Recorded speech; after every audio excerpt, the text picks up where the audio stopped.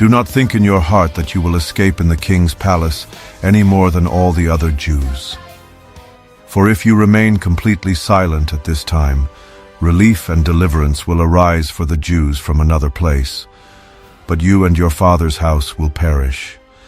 Yet who knows whether you have come to the kingdom for such a time as this? For such a time as this, I'll find my way. For such a time as this, I'll seize the day. For such a time as this, I'll break the chain. A long time ago, in the days of Ahasuerus, this was the Ahasuerus who reigned over 127 provinces from India to Ethiopia. In those days when King Ahasuerus sat on the throne of his kingdom, which was in Shushan the citadel, that in the 3rd year of his reign he made a feast for all his officials and servants.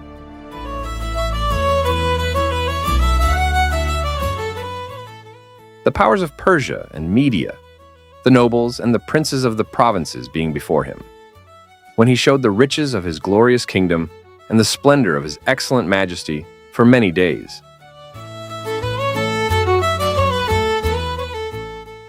180 days in all.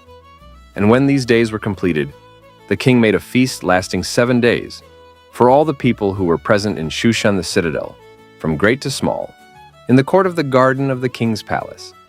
There were white and blue linen curtains, fastened with cords of fine linen and purple, on silver rods and marble pillars. And the couches were of gold and silver on a mosaic pavement of alabaster, turquoise, and white and black marble. And they served drinks in golden vessels, each vessel being different from the other, with royal wine in abundance, according to the generosity of the king.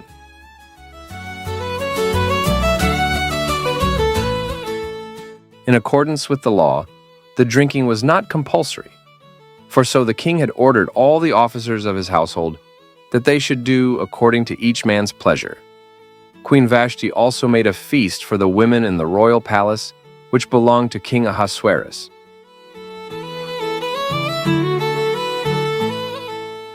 On the 7th day, when the heart of the king was merry with wine, he commanded Mehuman, Biztha, Harbona, Bigtha, Abagtha, Zethar, and Carcas, 7 eunuchs who served in the presence of King Ahasuerus, to bring Queen Vashti before the king, wearing her royal crown, in order to show her beauty to the people and the officials, for she was beautiful to behold. Summon Queen Vashti at once. Let her come adorned in her royal crown, for all the nobles and princes must behold the beauty of the queen whom I favor. Tell her the king commands it. With all respect to the king, I shall not present myself before the king's banquet. But Queen Vashti refused to come at the king's command, brought by his eunuchs. Therefore the king was furious, and his anger burned within him. Then the king said to the wise men who understood the times, What shall we do to Queen Vashti, according to law, because she did not obey the command of King Ahasuerus, brought to her by the eunuchs? And Memucan answered before the king and the princes, Queen Vashti has not only wronged the king, but also all the princes and all the people who are in all the provinces of King Ahasuerus. For the queen's behavior will become known to all women, so that they will despise their husbands in their eyes, when they report, King Ahasuerus commanded Queen Vashti to be brought in before him, but she did not come. This very day, the noble ladies of Persia and Media will say to all the king's officials that they have heard of the behavior of the queen. Thus there will be excessive contempt and wrath. If it pleases the king, let a royal decree go out from him, and let it be recorded in the laws of the Persians and the Medes, so that it will not be altered, that Vashti shall come no more before King Ahasuerus. And let the king give her royal position to another who is better than she. When the king's decree which he will make is proclaimed throughout all his empire, for it is great, all wives will honor their husbands, both great and small. And the reply pleased the king and the princes. And the king did according to the word of Memucan. Then he sent letters to all the king's provinces, to each province in its own script, and to every people in their own language, that each man should be master in his own house, and speak in the language of his own people.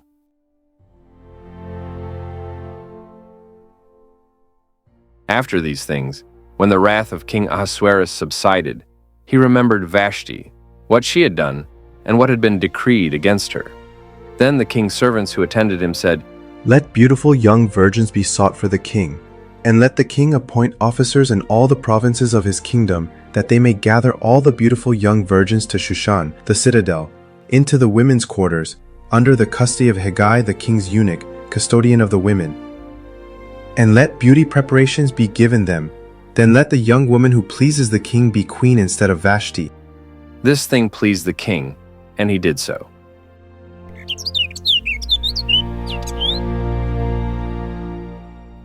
In Shushan, the citadel, there was a certain Jew, whose name was Mordecai, the son of Jair, the son of Shimei, the son of Kish, a Benjamite.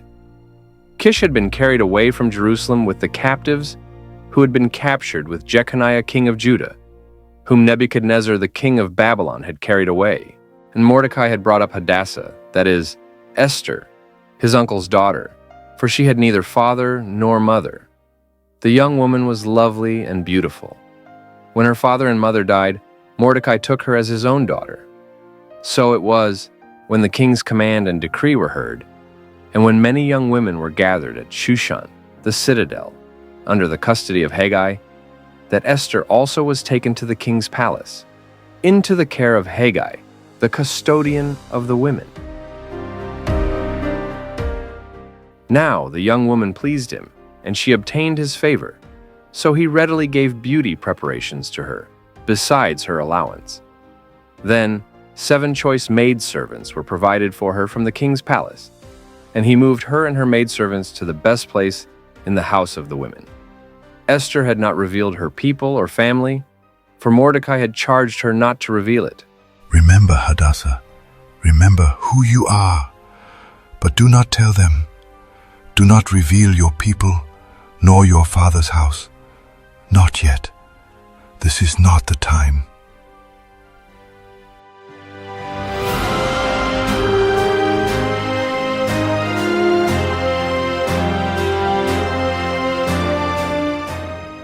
And every day Mordecai paced in front of the court of the women's quarters, to learn of Esther's welfare and what was happening to her.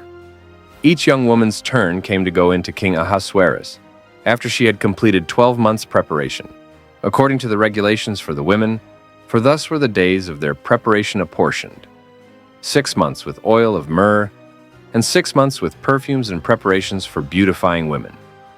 Thus prepared, each young woman went to the king, and she was given whatever she desired to take with her from the women's quarters to the king's palace. In the evening she went, and in the morning she returned to the second house of the women, to the custody of Shashgaz, the king's eunuch who kept the concubines. She would not go into the king again unless the king delighted in her and called for her by name. Now when the turn came for Esther, the daughter of Abihail, the uncle of Mordecai, who had taken her as his daughter, to go into the king, she requested nothing but what Hegai the king's eunuch, the custodian of the women, advised. And Esther obtained favor in the sight of all who saw her. So Esther was taken to King Ahasuerus, into his royal palace, in the 10th month, which is the month of Tebeth, in the 7th year of his reign. The king loved Esther more than all the other women, and she obtained grace and favor in his sight, more than all the virgins. So he set the royal crown upon her head, and made her queen instead of Vashti.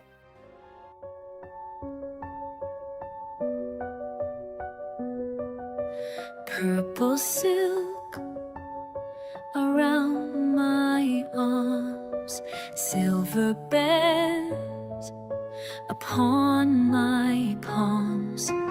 Never thought this could be me. Simple girl, now royalty. Dancing through the palace halls, spinning in my royal shawls. Every step feels like a dream. Nothing's quite the way it seems. Crown upon my head so bright, everything will be alright. La, la, la, I'm finally free. La, la, la, la, this is really me. Then the king made a great feast, the Feast of Esther, for all his officials and servants, and he proclaimed a holiday in the provinces, and gave gifts according to the generosity of a king. When virgins were gathered together a second time, Mordecai sat within the king's gate.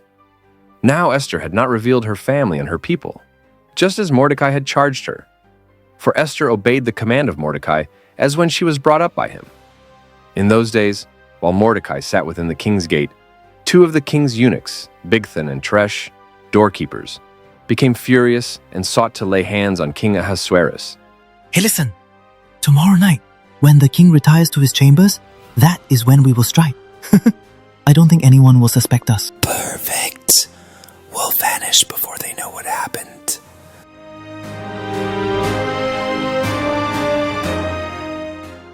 So the matter became known to Mordecai, who told Queen Esther, and Esther informed the king in Mordecai's name. And when an inquiry was made into the matter, it was confirmed, and both were hanged on a gallows. And it was written in the book of the Chronicles in the presence of the king.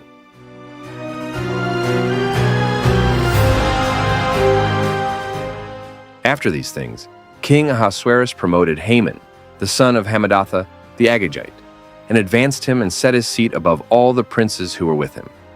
And all the king's servants who were within the king's gate bowed and paid homage to Haman, for so the king had commanded concerning him. But Mordecai would not bow or pay homage. Then the king's servants, who were within the king's gate, said to Mordecai, "Why do you transgress the king's command?" Now it happened, when they spoke to him daily, and he would not listen to them, that they told it to Haman, to see whether Mordecai's words would stand.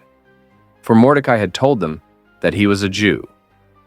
When Haman saw that Mordecai did not bow or pay him homage, Haman was filled with wrath. But he disdained to lay hands on Mordecai alone, for they had told him of the people of Mordecai. Instead, Haman sought to destroy all the Jews who were throughout the whole kingdom of Ahasuerus, the people of Mordecai.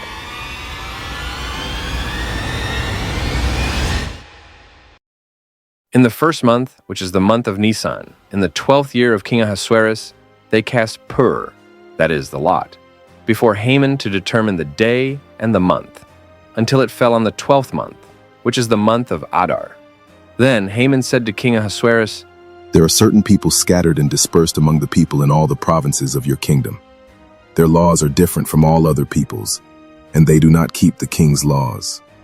Therefore it is not fitting for the king to let them remain. If it pleases the king, let a decree be written that they be destroyed, and I will pay 10,000 talents of silver into the hands of those who do the work, to bring it into the king's treasuries."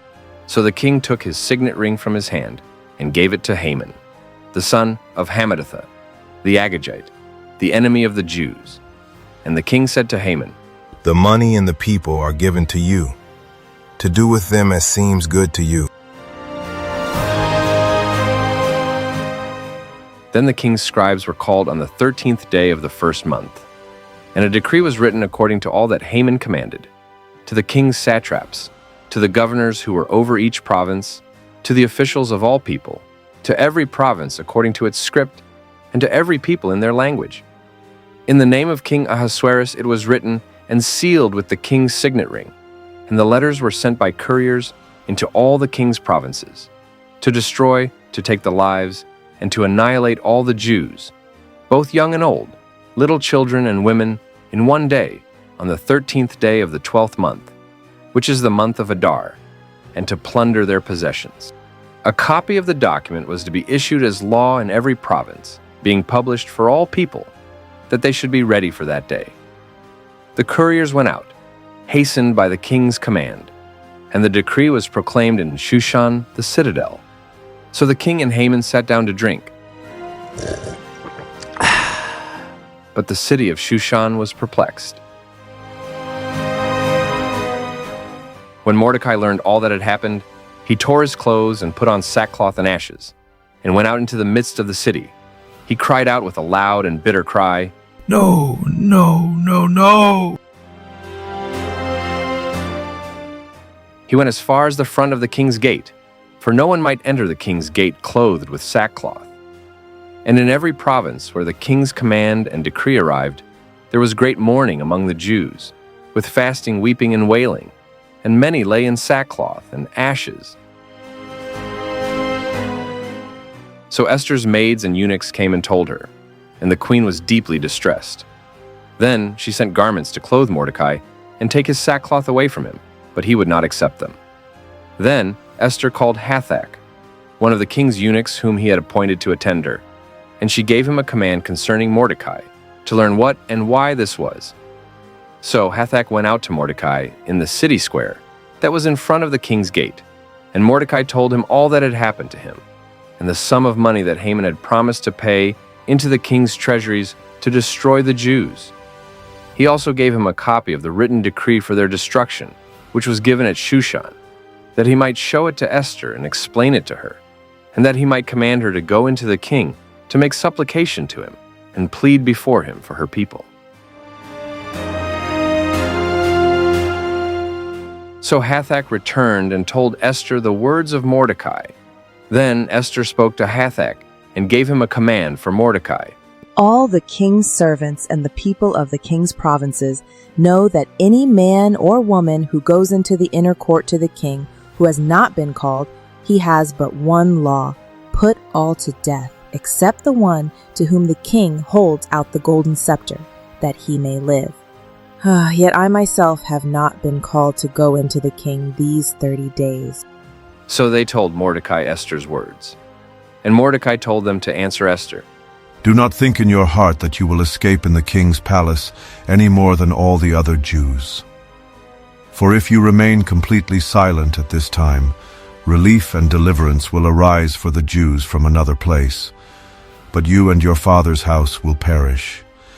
Yet who knows whether you have come to the kingdom for such a time as this?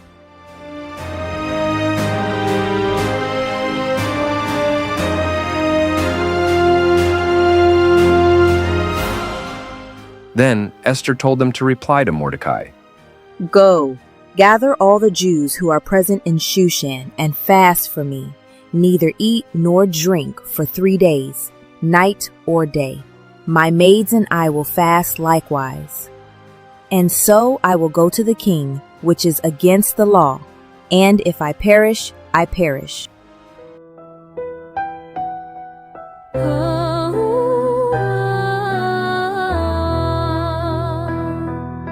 Each morning wondering why I was chosen for this place. The crown feels heavy on my head, but I can't look the other way when I see what's happening out there to people just like me. The fear inside my chest grows loud, but louder still's my money. They say that silence keeps you safe, but some things matter more. Even when the world feels upside down, even when I'm scared and small, if I don't speak, then who will now? I'll answer when duty calls, even if it cost me everything. Even if I fall, if I perish, then I perish, but I won't ignore it all. So Mordecai went his way and did according to all that Esther commanded him. Now it happened on the 3rd day that Esther put on her royal robes and stood in the inner court of the king's palace, across from the king's house, while the king sat on his royal throne in the royal house, facing the entrance of the house. So it was, when the king saw Queen Esther standing in the court, that she found favor in his sight, and the king held out to Esther the golden scepter that was in his hand. Then Esther went near and touched the top of the scepter. And the king said to her, What do you wish, Queen Esther? What is your request? It shall be given to you, up to half the kingdom. If it pleases the king, let the king and Haman come today to the banquet that I have prepared for him. Then the king said, Bring Haman quickly, that he may do as Esther has said. So the king and Haman went to the banquet that Esther had prepared.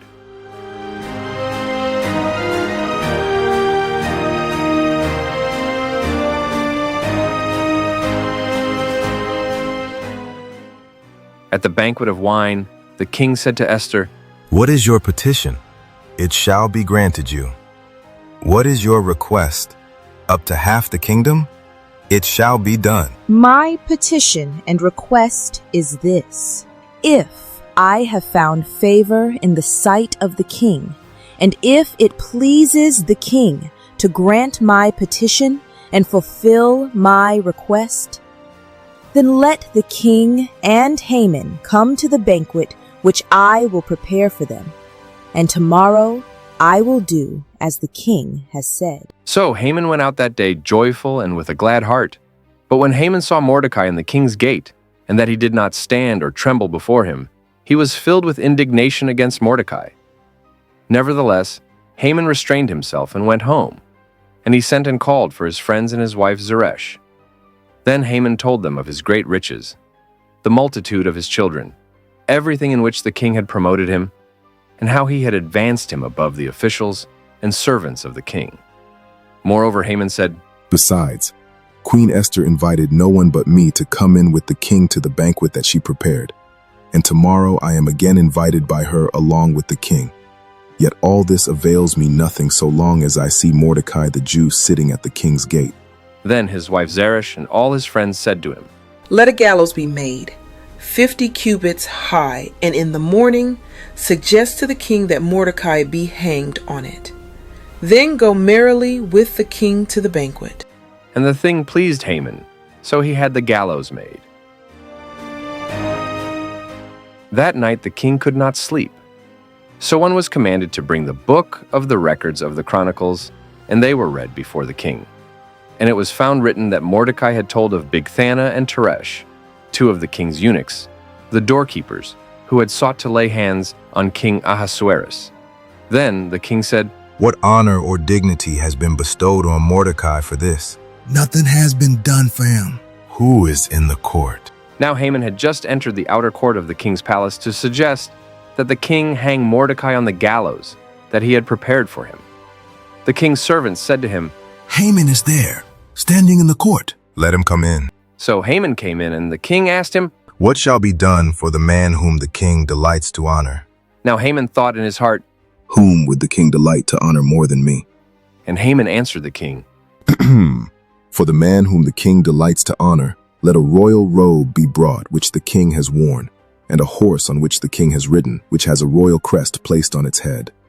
Then let this robe and horse be delivered to the hand of one of the king's most noble princes, that he may array the man whom the king delights to honor. Then parade him on horseback through the city square and proclaim before him, Thus shall it be done to the man whom the king delights to honor. Hurry, take the robe and the horse, as you have suggested, and do so for Mordecai the Jew who sits within the king's gate. Leave nothing undone of all that you have spoken. So Haman took the robe and the horse, arrayed Mordecai, and led him on horseback through the city square, and proclaimed before him, Thus shall it be done to the man whom the king delights to honor. Afterward, Mordecai went back to the king's gate. But Haman hurried to his house, mourning and with his head covered. When Haman told his wife Zeresh and all his friends everything that had happened to him, his wise men and his wife Zeresh said to him, If Mordecai, before whom you have begun to fall, is of Jewish descent, you will not prevail against him, but will surely fall before him. While they were still talking with him, the king's eunuchs came and hastened to bring Haman to the banquet which Esther had prepared. So the king and Haman went to dine with Queen Esther. And on the second day, at the banquet of wine, the king again said to Esther, What is your petition, Queen Esther? It shall be granted you. And what is your request up to half the kingdom? It shall be done. If I have found favor in your sight, O king, and if it pleases the king, let my life be given me at my petition, and my people at my request. For we have been sold, my people and I, to be destroyed, to have our lives taken, and to be annihilated. Had we been sold as male and female slaves, I would have held my tongue, although the enemy could never compensate for the king's loss. Who is he and where is he who would dare presume in his heart to do such a thing? The adversary and enemy is this wicked Haman.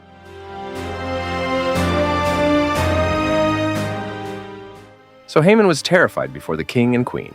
Then the king arose in his wrath from the banquet of wine and went into the palace garden. But Haman stood before Queen Esther, pleading for his life, for he saw that evil was determined against him by the king.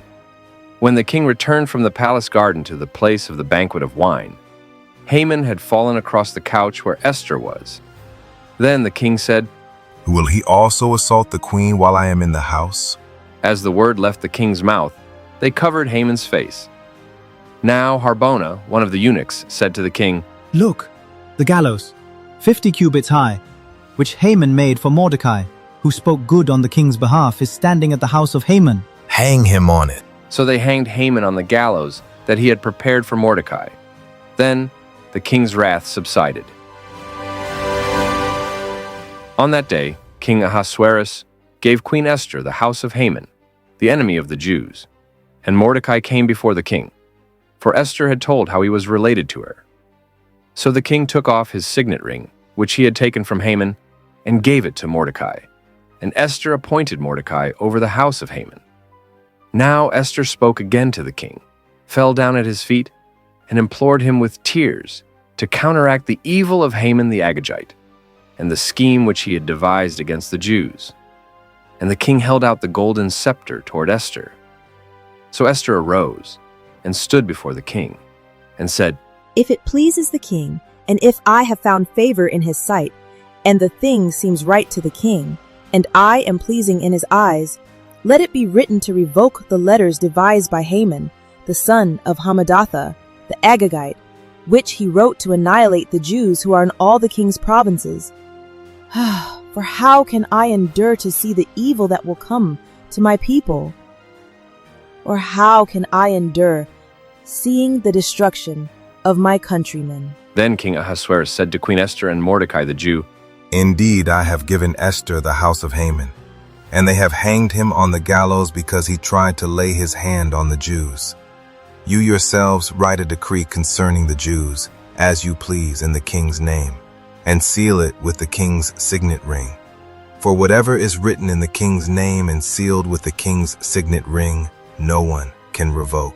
So the king's scribes were called at that time in the 3rd month, which is the month of Sivan, on the 23rd day. And it was written according to all that Mordecai commanded, to the Jews, the satraps, the governors, and the princes of the provinces from India to Ethiopia, 127 provinces in all, to every province in its own script, to every people in their own language, and to the Jews in their own script and language. And he wrote in the name of King Ahasuerus, sealed it with the king's signet ring, and sent letters by couriers on horseback, riding on royal horses bred from swift steeds. By these letters, the king permitted the Jews who were in every city to gather together and protect their lives, to destroy, take the lives, and annihilate all the forces of any people or province that would assault them, both little children and women, and to plunder their possessions. On one day in all the provinces of King Ahasuerus, on the 13th day of the 12th month, which is the month of Adar. A copy of the document was to be issued as a decree in every province and published for all people, so that the Jews would be ready on that day to avenge themselves on their enemies. The couriers who rode on royal horses went out, hastened and pressed on by the king's command. And the decree was issued in Shushan the citadel.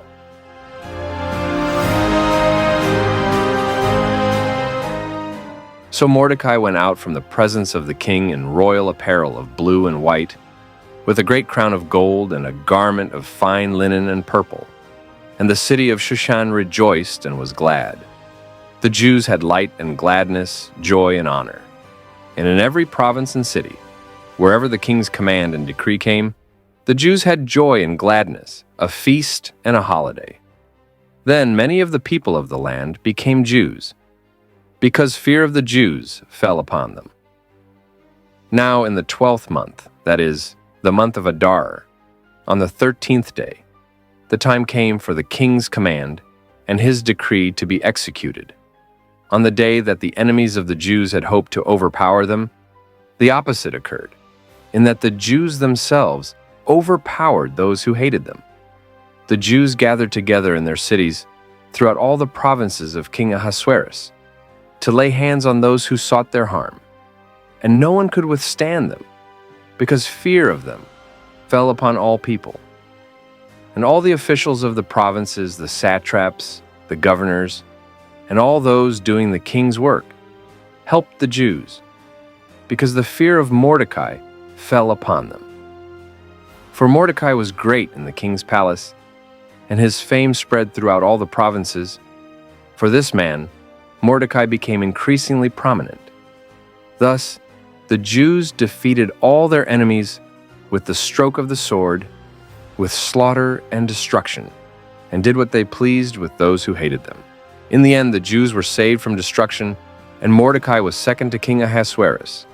The Jews celebrated their deliverance with feasting and joy, and Mordecai instituted the festival of Purim to commemorate their victory. When I was just a girl, I never dreamed I would be queen. I never imagined that my life, my pain, my silence, my courage would be part of something greater. I was afraid. I hid who I was to survive.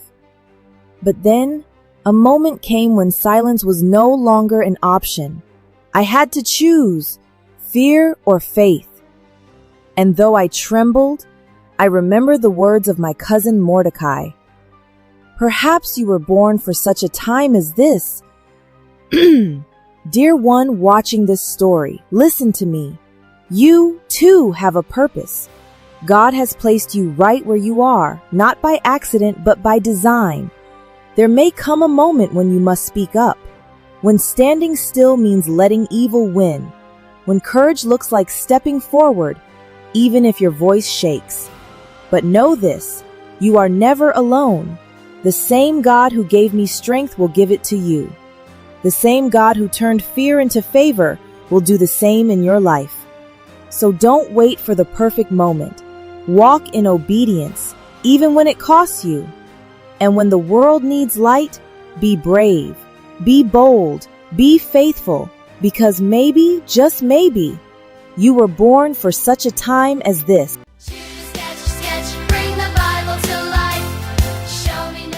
Is anything too hard for the Lord?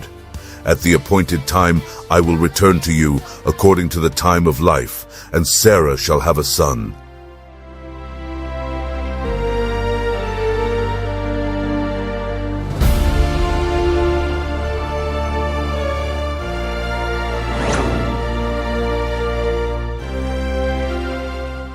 Many years ago in the city of Ur, lived a man chosen by God to begin a journey that would shape the world.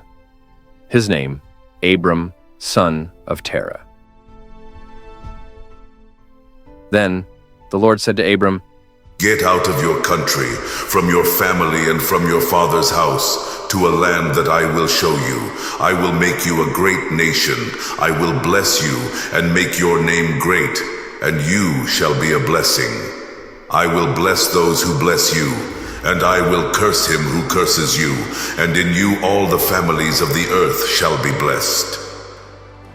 So Abram departed as the Lord had spoken to him, and Lot went with him.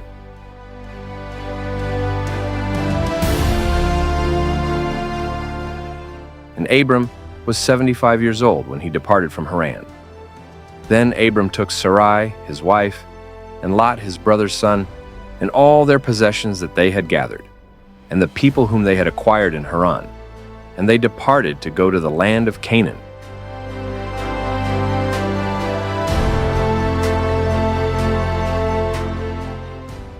So they came to the land of Canaan.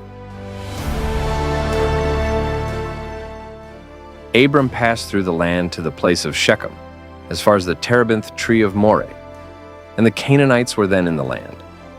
Then the Lord appeared to Abram and said, To your descendants I will give this land.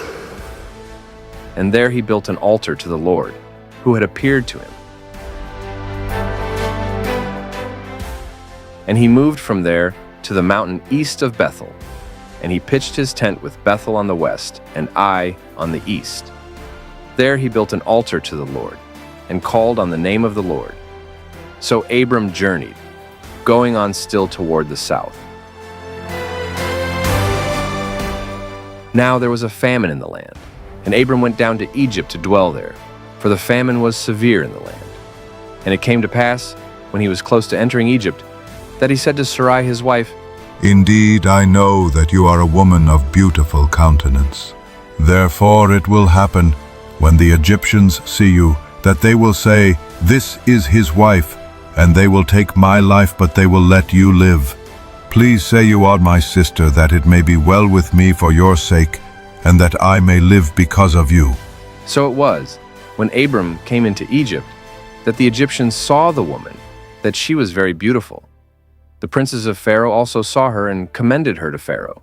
Bring her to me. And the woman was taken to Pharaoh's house. He treated Abram well for her sake. He had sheep, oxen, male donkeys, male and female servants, female donkeys and camels. But the Lord plagued Pharaoh and his house with great plagues because of Sarai, Abram's wife. And Pharaoh called Abram and said, What is this you have done to me? Why did you not tell me that she was your wife? Why did you say, She is my sister? I might have taken her as my wife. Now therefore, here is your wife.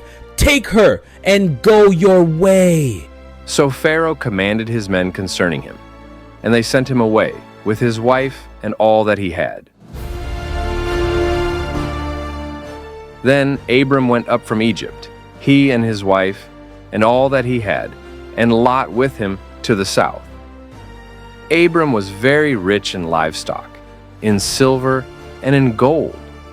And he went on his journey from the south as far as Bethel, to the place where his tent had been at the beginning, between Bethel and Ai, to the place of the altar which he had made there at first. And there Abram called on the name of the Lord. Lot also, who went with Abram, had flocks and herds and tents. Now the land was not able to support them, that they might dwell together, for their possessions were so great that they could not dwell together. And there was strife between the herdsmen of Abram's livestock and the herdsmen of Lot's livestock. The Canaanites and the Perizzites then dwelt in the land. So Abram said to Lot, Please let there be no strife between you and me, and between my herdsmen and your herdsmen, for we are brethren. Is not the whole land before you? Please separate from me. If you take the left, then I will go to the right, or if you go to the right, then I will go to the left. And Lot lifted his eyes and saw all the plain of Jordan,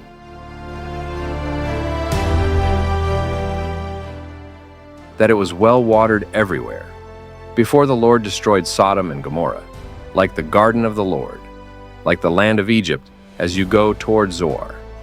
Then Lot chose for himself all the plain of Jordan, and Lot journeyed east, and they separated from each other. Abram dwelt in the land of Canaan, and Lot dwelt in the cities of the plain, and pitched his tent even as far as Sodom. But the men of Sodom were exceedingly wicked and sinful against the Lord.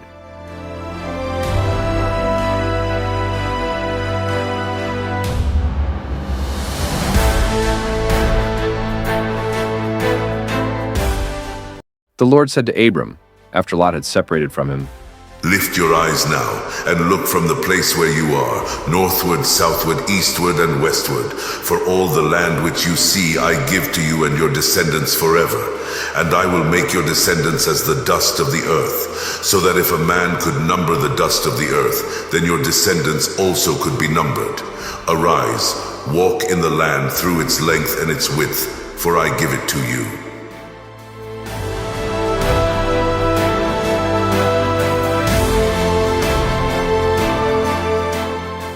Then Abram moved his tent and went and dwelt by the terebinth trees of Mamre, which are in Hebron, and built an altar there to the Lord. Sometime later, a war broke out between 4 powerful eastern kings and 5 kings of the Jordan Valley, including the kings of Sodom and Gomorrah. The eastern kings, led by King Chedorlaomer, defeated the 5 kings and looted their cities, taking people and possessions, including Lot, Abram's nephew. When Abram heard that Lot had been captured, he gathered 318 trained men from his household and pursued the invaders.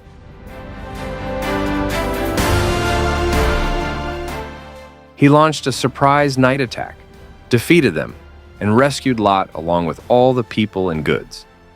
As Abram returned, he was met by Melchizedek, king of Salem, and priest of God Most High. He blessed him and said, "Blessed be Abram of God Most High, possessor of heaven and earth, and blessed be God Most High, who has delivered your enemies into your hand." And he gave him a tithe of all. Now the king of Sodom said to Abram, "Give me the persons and take the goods for yourself." I have raised my hand to the Lord God Most High, the possessor of heaven and earth, that I will take nothing, from a thread to a sandal strap, and that I will not take anything that is yours, lest you should say, I have made Abram rich, except only what the young men have eaten, and the portion of the men who went with me, Aner, Eshcol, and Mamre. Let them take their portion. After these things, the word of the Lord came to Abram in a vision, saying, Do not be afraid, Abram. I am your shield, your exceedingly great reward. Lord God, what will you give me, seeing I go childless, and the heir of my house is Eliezer of Damascus? Look, you have given me no offspring. Indeed, one born in my house is my heir. This one shall not be your heir, but one who will come from your own body shall be your heir. Then he brought him outside and said, Look now toward heaven, and count the stars if you are able to number them. So shall your descendants be.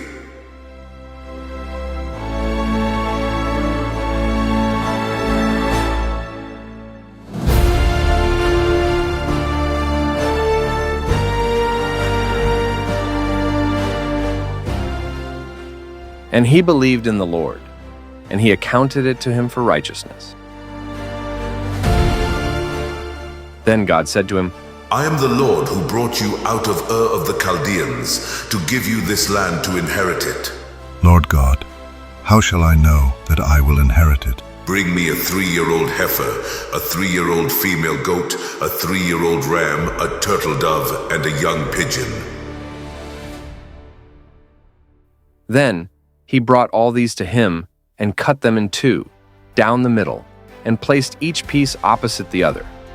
But he did not cut the birds in 2. And when the vultures came down on the carcasses, Abram drove them away. A deep sleep fell upon Abram, and behold, horror and great darkness fell upon him. Then he said to Abram, Know certainly that your descendants will be strangers in a land that is not theirs, and will serve them, and they will afflict them 400 years. And also the nation whom they serve I will judge. Afterward they shall come out with great possessions. Now as for you, you shall go to your fathers in peace, you shall be buried at a good old age. But in the 4th generation they shall return here, for the iniquity of the Amorites is not yet complete. And it came to pass, when the sun went down and it was dark, that behold, there appeared a smoking oven and a burning torch that passed between those pieces. On the same day the Lord made a covenant with Abram, saying, To your descendants I have given this land, from the river of Egypt to the great river, the river Euphrates, the Kenites, the Kenizzites, the Cadmonites, the Hittites, the Perizzites, the Rephaim, the Amorites, the Canaanites, the Girgashites, and the Jebusites. Now Sarai, Abram's wife, had borne him no children, and she had an Egyptian maidservant whose name was Hagar. So Sarai said to Abram, See now, the Lord has restrained me from bearing children. Please go into my maid, perhaps I shall obtain children by her.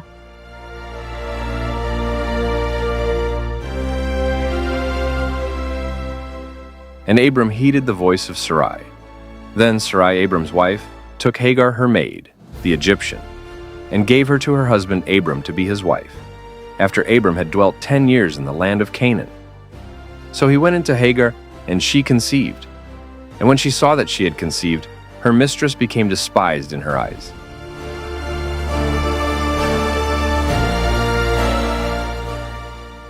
Then Sarai said to Abram, My wrong be upon you. I gave my maid into your embrace, and when she saw that she had conceived, I became despised in her eyes. The Lord judge between you and me. Your maid is in your hand. Do to her as you please. And when Sarai dealt harshly with her, she fled from her presence. Now the angel of the Lord found her by a spring of water in the wilderness. Hagar, Sarai's maid, where have you come from? And where are you going? I am fleeing from the presence of my mistress Sarai. Return to your mistress and submit yourself under her hand. I will multiply your descendants exceedingly, so that they shall not be counted for multitude. Behold, you are with child, and you shall bear a son. You shall call his name Ishmael, because the Lord has heard your affliction. He shall be a wild man. His hand shall be against every man, and every man's hand against him. And he shall dwell in the presence of all his brethren. Then she called the name of the Lord who spoke to her. You are the God who sees. Have I also here seen him who sees me? Therefore the well was called Bir Lahai Roi. Observe, it is between Kadesh and Bered. So Hagar bore Abram a son.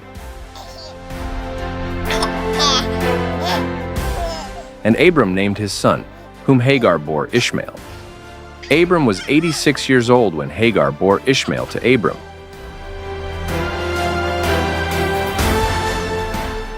When Abram was 99 years old, the Lord appeared to Abram and said to him, I am Almighty God. Walk before me and be blameless, and I will make my covenant between me and you, and will multiply you exceedingly. Then Abram fell on his face, and God talked with him, saying, As for me, behold, my covenant is with you, and you shall be a father of many nations. No longer shall your name be called Abram, but your name shall be Abraham, for I have made you a father of many nations. I will make you exceedingly fruitful, and I will make nations of you, and kings shall come from you. And I will establish my covenant between me and you and your descendants after you in their generations, for an everlasting covenant, to be God to you and your descendants after you. Also I give to you and your descendants after you the land in which you are a stranger, all the land of Canaan, as an everlasting possession, and I will be their God. As for you, you shall keep my covenant, you and your descendants after you throughout their generations. This is my covenant which you shall keep between me and you and your descendants after you. Every male child among you shall be circumcised, and you shall be circumcised in the flesh of your foreskins, and it shall be a sign of the covenant between me and you. He who is 8 days old among you shall be circumcised, every male child in your generations. He who is born in your house or bought with money from any foreigner who is not your descendant. He who is born in your house and he who is bought with your money must be circumcised. And my covenant shall be in your flesh for an everlasting covenant. And the uncircumcised male child who is not circumcised in the flesh of his foreskin, that person shall be cut off from his people. He has broken my covenant.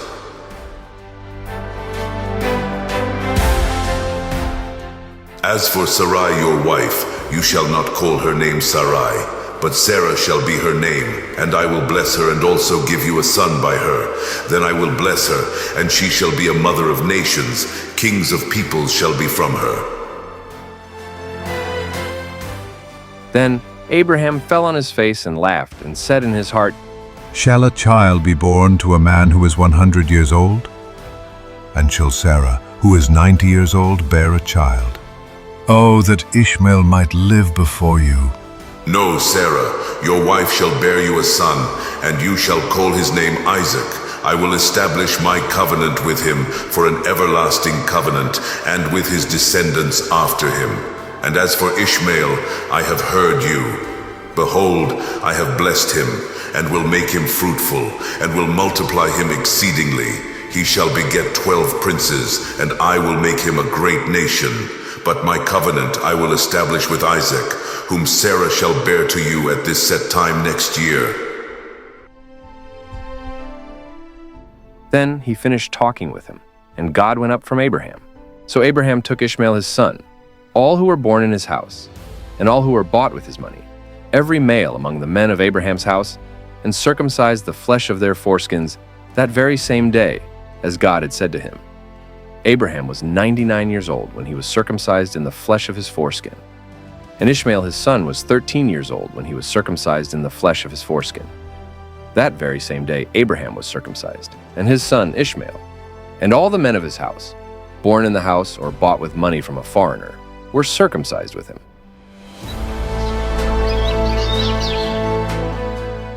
Then the Lord appeared to him by the terebinth trees of Mamre, as he was sitting in the tent door in the heat of the day. So he lifted his eyes and looked, and behold, 3 men were standing by him. And when he saw them, he ran from the tent door to meet them, and bowed himself to the ground and said, My Lord, if I have now found favor in your sight, do not pass on by your servant. Please let a little water be brought and wash your feet, and rest yourselves under the tree.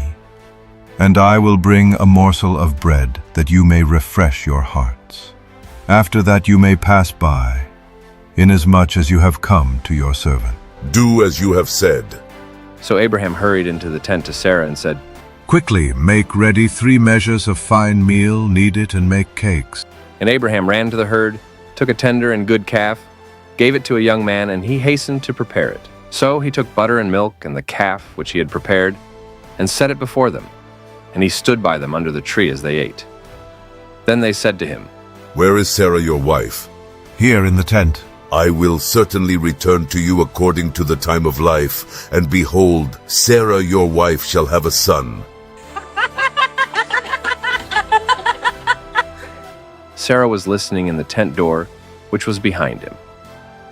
Now Abraham and Sarah were old, well advanced in age, and Sarah had passed the age of childbearing. Therefore Sarah laughed within herself, saying, After I have grown old, shall I have pleasure, my Lord being old also? And the Lord said to Abraham, Why did Sarah laugh, saying, Shall I surely bear a child since I am old? Is anything too hard for the Lord? At the appointed time I will return to you according to the time of life, and Sarah shall have a son. But Sarah denied it, saying, I did not laugh. For she was afraid. And he said, No, but you did laugh. Then the men rose from there and looked toward Sodom. And Abraham went with them to send them on the way. And the Lord said, Shall I hide from Abraham what I am doing, since Abraham shall surely become a great and mighty nation, and all the nations of the earth shall be blessed in him? For I have known him, in order that he may command his children and his household after him, that they keep the way of the Lord, to do righteousness and justice, that the Lord may bring to Abraham what he has spoken to him.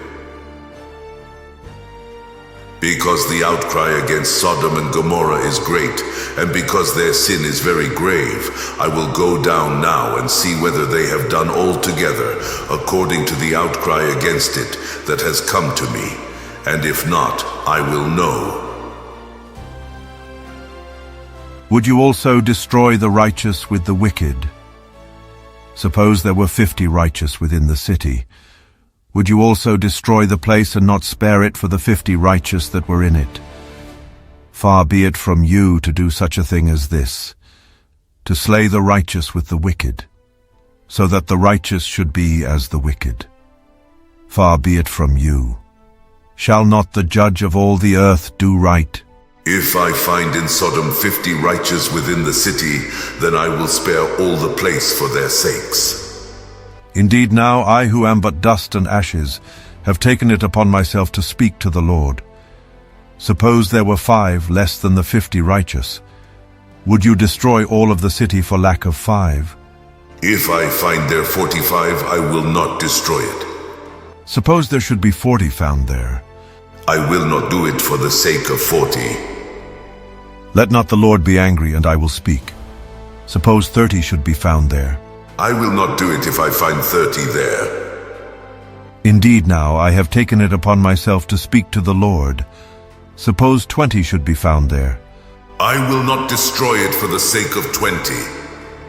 Let not the Lord be angry, and I will speak but once more. Suppose 10 should be found there. I will not destroy it for the sake of 10.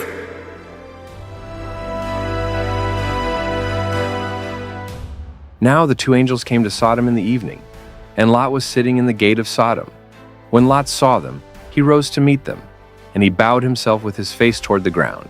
And he said, Hear now, my lords, please turn into your servant's house and spend the night, and wash your feet. Then you may rise early and go on your way. No, but we will spend the night in the open square. But he insisted strongly, so they turned into him and entered his house. Then he made them a feast and baked unleavened bread, and they ate.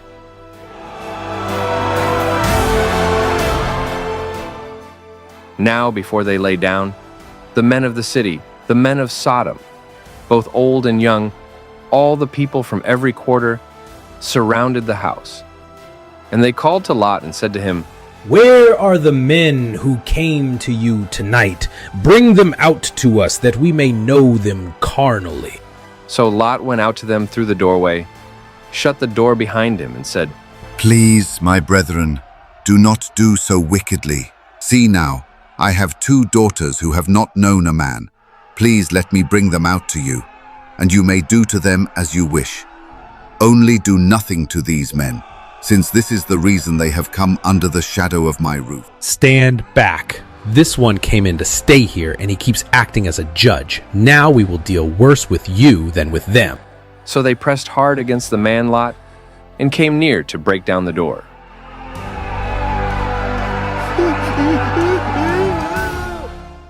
But the men reached out their hands and pulled Lot into the house with them and shut the door.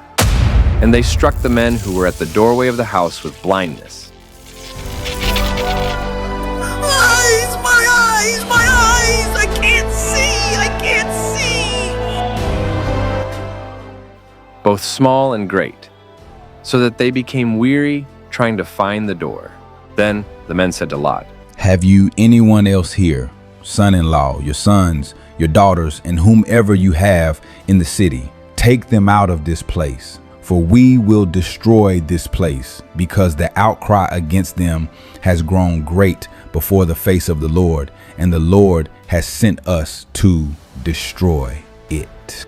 So Lot went out and spoke to his sons-in-law, who had married his daughters, and said, Get up!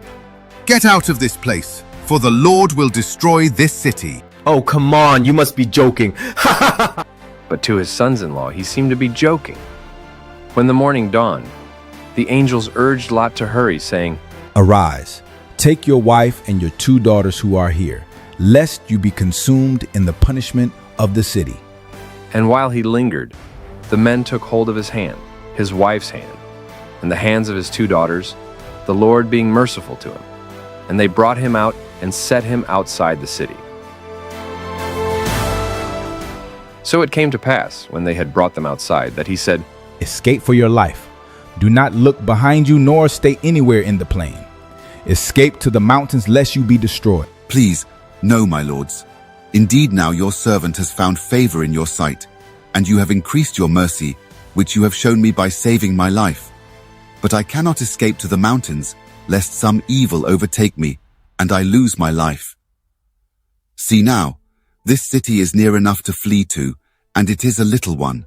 Please let me escape there. Is it not a little one? And my soul shall live.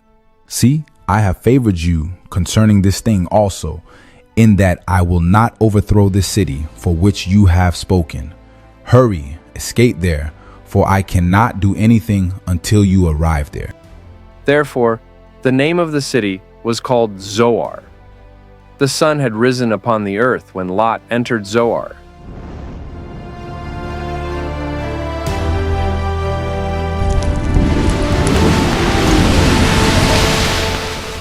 Then the Lord rained brimstone and fire on Sodom and Gomorrah, from the Lord out of the heavens.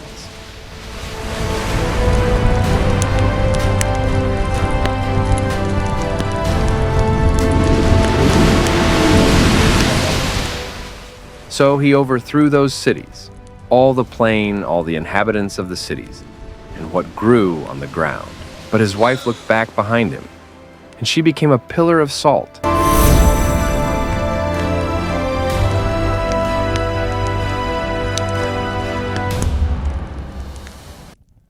And Abraham went early in the morning to the place where he had stood before the Lord.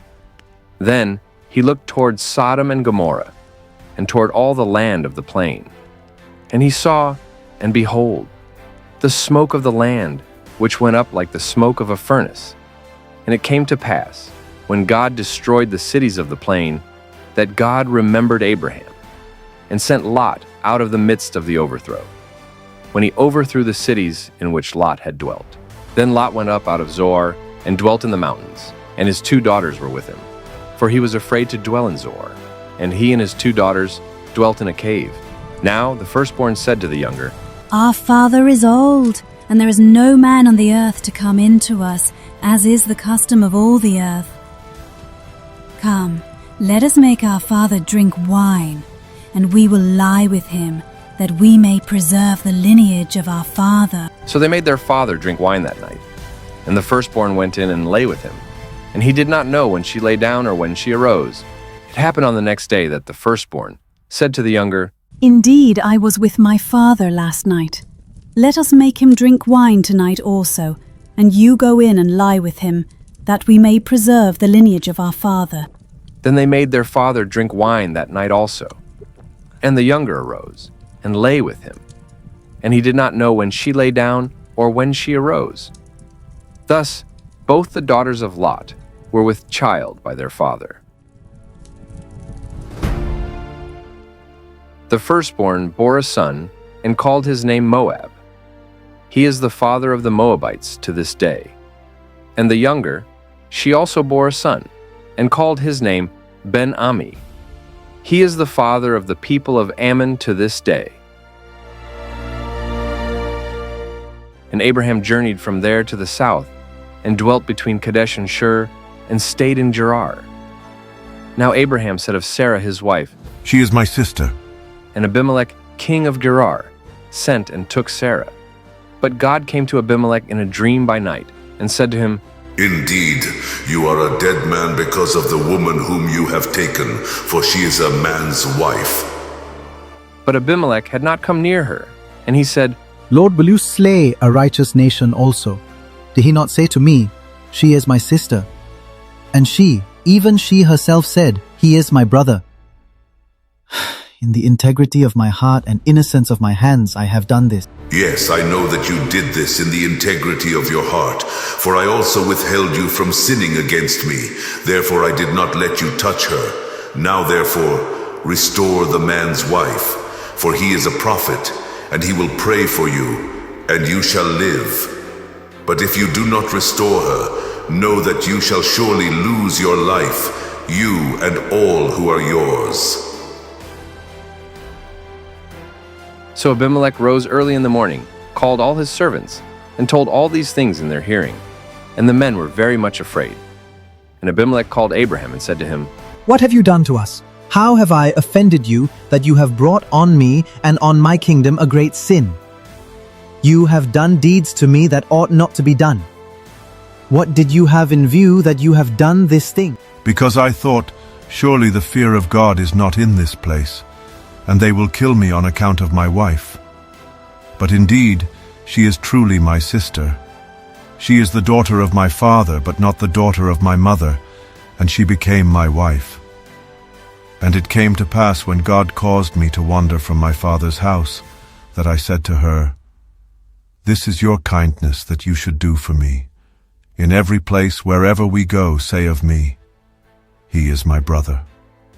Then Abimelech took sheep, oxen, and male and female servants, and gave them to Abraham, and he restored Sarah his wife to him. See, my land is before you. Dwell where it pleases you. Then to Sarah he said, Behold, I have given your brother 1,000 pieces of silver. Indeed, this vindicates you before all who are with you and before everybody.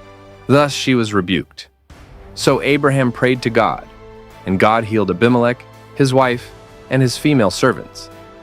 Then they bore children, for the Lord had closed up all the wombs of the house of Abimelech because of Sarah, Abraham's wife.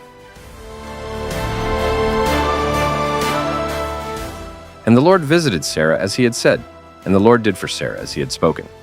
For Sarah conceived and bore Abraham a son in his old age, at the set time of which God had spoken to him. And Abraham called the name of his son who was born to him, whom Sarah bore to him, Isaac. Then Abraham circumcised his son Isaac when he was 8 days old, as God had commanded him. Now, Abraham was 100 years old when his son Isaac was born to him. And Sarah said, God has made me laugh, and all who hear will laugh with me. Who would have said to Abraham that Sarah would nurse children? For I have borne him a son in his old age.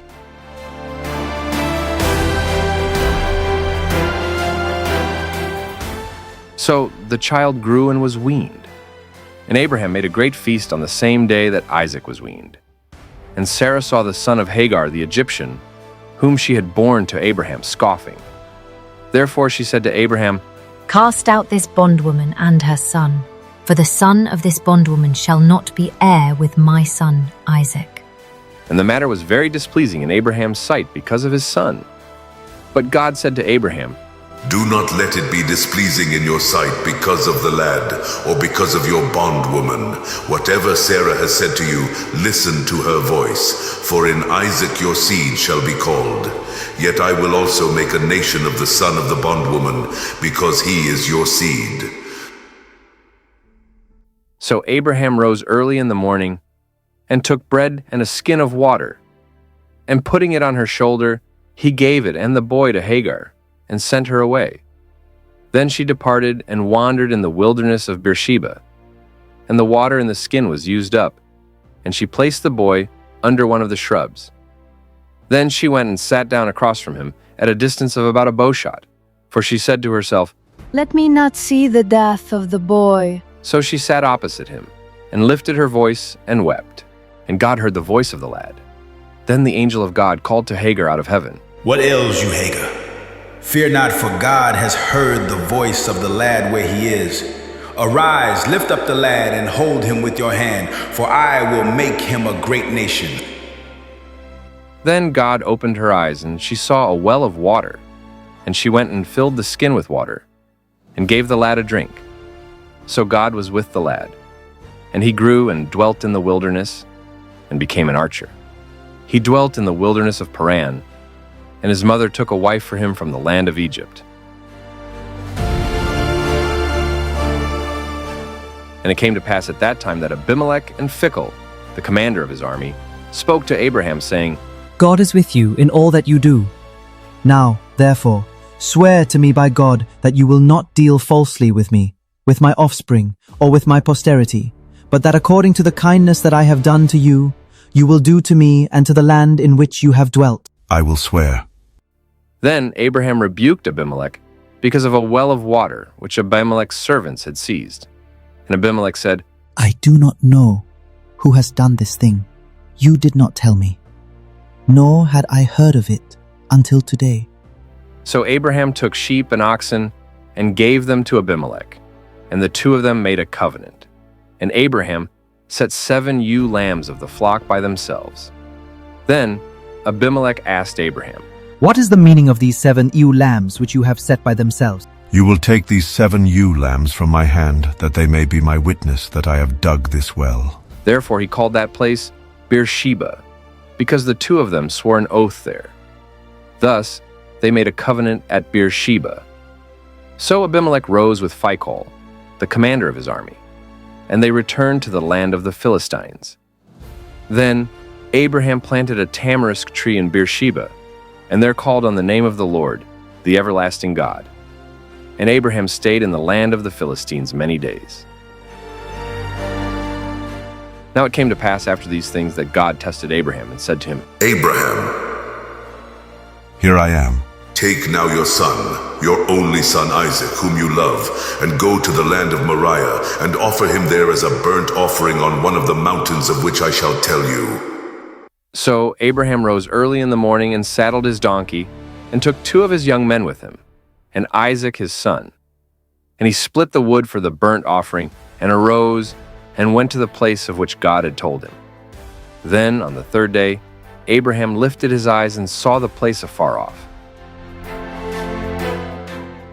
And Abraham said to his young men, Stay here with the donkey. The lad and I will go yonder and worship, and we will come back to you. So Abraham took the wood of the burnt offering and laid it on Isaac his son. And he took the fire in his hand and a knife, and the 2 of them went together. But Isaac spoke to Abraham his father and said, My father. Here I am, my son. Look, the fire and the wood, but where is the lamb for a burnt offering? My son, God will provide for himself the lamb for a burnt offering. So the 2 of them went together. Then they came to the place of which God had told him. And Abraham built an altar there, and placed the wood in order. And he bound Isaac his son, and laid him on the altar upon the wood.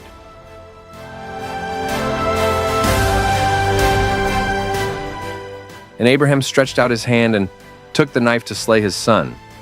But the angel of the Lord called to him from heaven and said, Abraham, Abraham. Here I am.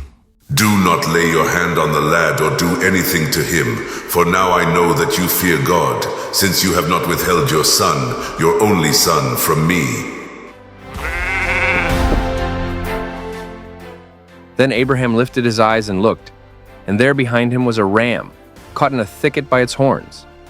So Abraham went and took the ram, and offered it up for a burnt offering instead of his son. And Abraham called the name of the place, The Lord Will Provide. As it is said to this day, In the mount of the Lord it shall be provided. Then the angel of the Lord called to Abraham a second time out of heaven and said, By myself I have sworn, says the Lord, because you have done this thing, and have not withheld your son, your only son. Blessing I will bless you, and multiplying I will multiply your descendants as the stars of the heaven, and as the sand which is on the seashore. And your descendants shall possess the gate of their enemies. In your seed all the nations of the earth shall be blessed, because you have obeyed my voice.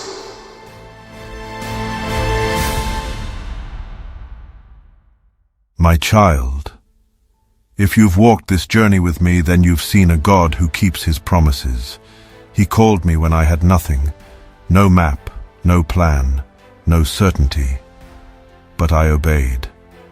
Not because I understood, but because I trusted. I've walked through deserts of doubt. I've climbed mountains of sacrifice.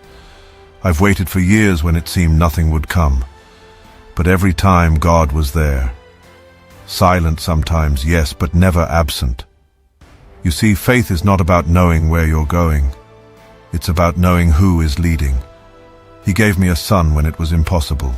He asked for that son when it felt unbearable. But even then, he provided, always. So if you hear his voice, follow, even if the road is long, even if you're afraid, even if it costs everything, because the God who called me is faithful. And if he can write my story from Abram to Abraham, then imagine what he can do with yours. Walk with him, trust him. He will make you a blessing, just as he did with me. I was just a man, but he called me friend.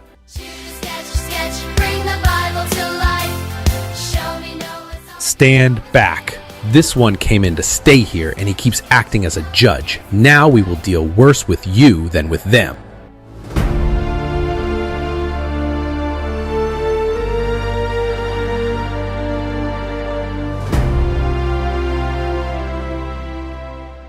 But the men of Sodom were exceedingly wicked and sinful against the Lord.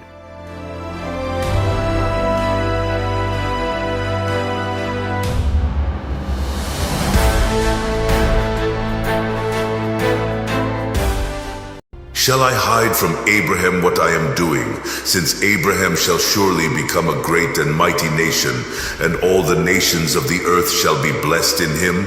For I have known him, in order that he may command his children and his household after him, that they keep the way of the Lord, to do righteousness and justice, that the Lord may bring to Abraham what he has spoken to him. Because the outcry against Sodom and Gomorrah is great, and because their sin is very grave, I will go down now and see whether they have done altogether according to the outcry against it that has come to me, and if not, I will know. Would you also destroy the righteous with the wicked? Suppose there were 50 righteous within the city. Would you also destroy the place and not spare it for the 50 righteous that were in it? Far be it from you to do such a thing as this, to slay the righteous with the wicked, so that the righteous should be as the wicked. Far be it from you. Shall not the judge of all the earth do right? If I find in Sodom 50 righteous within the city, then I will spare all the place for their sakes. Indeed now I, who am but dust and ashes, have taken it upon myself to speak to the Lord. Suppose there were 5 less than the 50 righteous. Would you destroy all of the city for lack of 5? If I find there 45, I will not destroy it. Suppose there should be 40 found there. I will not do it for the sake of 40. Let not the Lord be angry, and I will speak. Suppose 30 should be found there. I will not do it if I find 30 there. Indeed now I have taken it upon myself to speak to the Lord. Suppose 20 should be found there. I will not destroy it for the sake of 20. Let not the Lord be angry, and I will speak but once more. Suppose 10 should be found there. I will not destroy it for the sake of 10.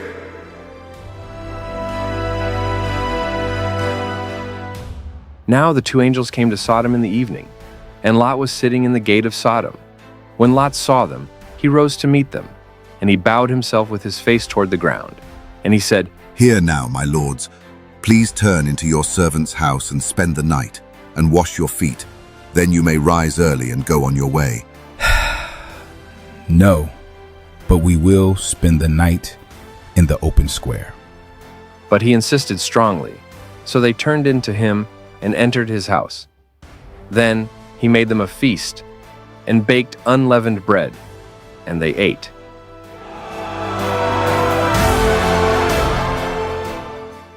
Now before they lay down, the men of the city, the men of Sodom, both old and young, all the people from every quarter, surrounded the house. And they called to Lot and said to him, Where are the men who came to you tonight? Bring them out to us, that we may know them carnally. So Lot went out to them through the doorway, shut the door behind him, and said, Please, my brethren, do not do so wickedly. See now, I have 2 daughters who have not known a man. Please let me bring them out to you, and you may do to them as you wish. Only do nothing to these men, since this is the reason they have come under the shadow of my roof. Stand back. This one came in to stay here, and he keeps acting as a judge. Now we will deal worse with you than with them. So they pressed hard against the man Lot and came near to break down the door.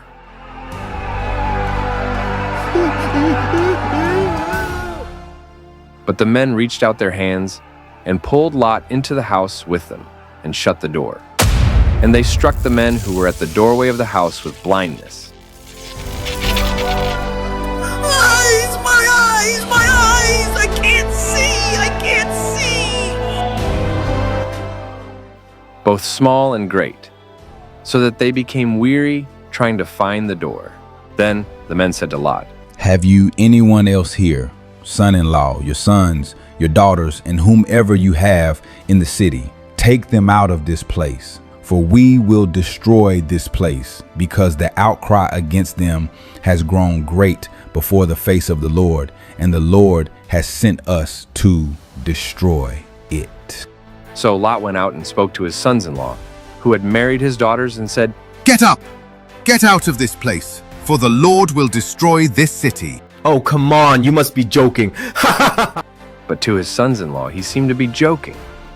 When the morning dawned, the angels urged Lot to hurry, saying, Arise, take your wife and your 2 daughters who are here, lest you be consumed in the punishment of the city. And while he lingered, the men took hold of his hand, his wife's hand, and the hands of his 2 daughters, the Lord being merciful to him. And they brought him out and set him outside the city. So it came to pass, when they had brought them outside, that he said, Escape for your life. Do not look behind you, nor stay anywhere in the plain. Escape to the mountains, lest you be destroyed. Please, no, my lords. Indeed now your servant has found favor in your sight, and you have increased your mercy, which you have shown me by saving my life. But I cannot escape to the mountains, lest some evil overtake me, and I lose my life. See now, this city is near enough to flee to, and it is a little one. Please let me escape there. Is it not a little one? And my soul shall live. See, I have favored you concerning this thing also, in that I will not overthrow this city for which you have spoken. Hurry, escape there, for I cannot do anything until you arrive there. Therefore, the name of the city was called Zoar. The sun had risen upon the earth when Lot entered Zoar.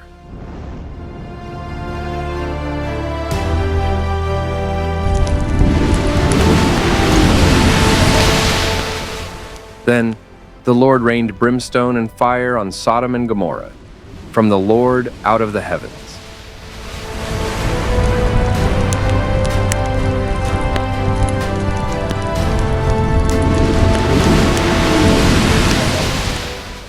So he overthrew those cities, all the plain, all the inhabitants of the cities, and what grew on the ground. But his wife looked back behind him, and she became a pillar of salt.